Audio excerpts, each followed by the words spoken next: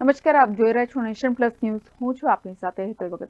31મી ડિસેમ્બરને અનુલક્ષીને વિદેશી દારૂનો જથ્થો મંગાવનાર બુટલેગરને ફતેગંજ પોલીસે ઝડપી પાડી કાયદેસરની કાર્યવાહી હાથ ધરી છે.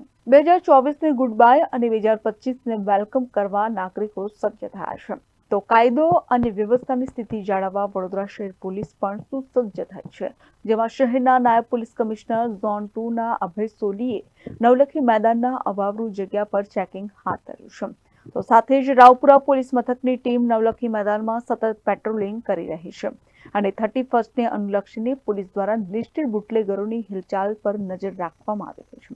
નવયાર્ડ દીપ સિનેમા પાસે શ્રીનગરમાં રહેતા લિસ્ટેડ બુટલેગર અજય સંજયભાઈ પાટીલના ઘરે ફતેગંજ પોલીસે તપાસ હાથ ધરી હતી.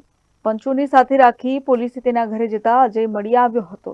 3 મજલી મકાનના પહેલા માળે જઈને તપાસ કરતા બાથરૂમના દરવાજાની પાછળ દિવાલમાં બાકોરું પાડેલું હતું. તેમાં તપાસ કરતા વિદેશી દારૂની અલગ અલગ બ્રાન્ડની 110 બોટલ કિંમત ₹39,790ની મળી આવી હતી. Bureau report nation plus news Vadodara. સમાચારોના સતત અપડેટ મેળવવા માટે અમારી નેશન પ્લસ ન્યૂઝની યુટ્યુબ ચેનલને સબસ્ક્રાઇબ કરો, બેલ આઇકન દબાવો અને જોડાયેલા રહો ફેસબુક, ઇન્સ્ટાગ્રામ અને ટ્વિટર પર.